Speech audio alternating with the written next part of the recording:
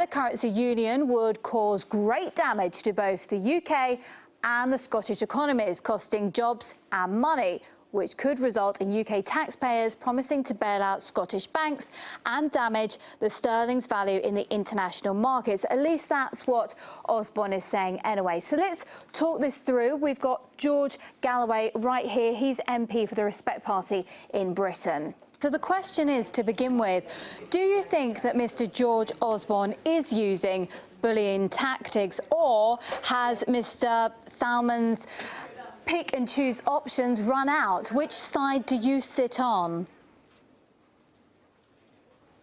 Well, I think that the sound and sight of George Osborne lecturing the Scottish people is a difficult one for many to swallow.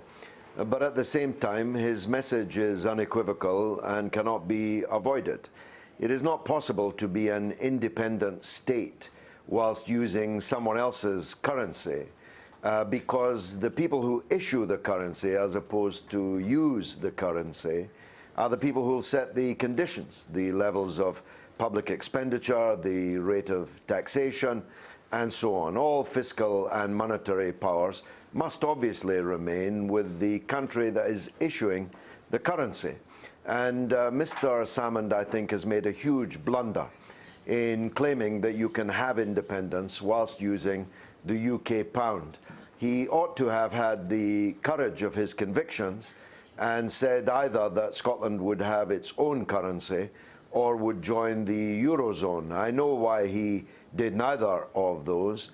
First of all, because the euro doesn't have a particularly good name here and hasn't been going terribly well. And secondly, because the example of, say, Iceland or Slovakia, perhaps even better, where the Slovakian currency lasted for 37 days before the World Bank and the IMF moved in and effectively colonized the country, was not palatable as an alternative. But you can't really have an independent Scotland with an English Queen, a UK pound, still in NATO and subject to American-led military political decisions, and of course also still be in the EU and subject to all the strictures that come with that. If there is a yes vote in September, what is the worst case scenario for the Scottish economy?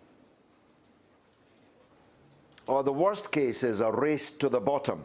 That's the worst case for the working people, at least.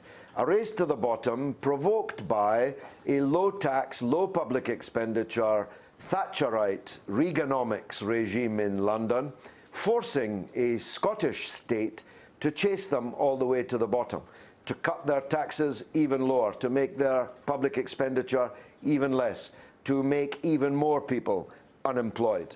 And Scotland would then be independent in the sense that it could fly its own flag from Edinburgh Castle, but the standard of living of people on both sides of the border, with virtually perpetual right-wing conservative rule in England, shorn as it would be of 59 anti-conservative MPs taken out of Westminster, that would be a disaster for working people on both sides of the border.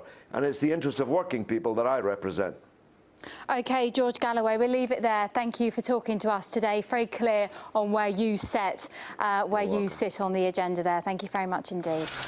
And another political and economic relationship that is on tender hooks right now. This time it's between Switzerland and the European Union. Now, this is following the Swiss Parliament's decision to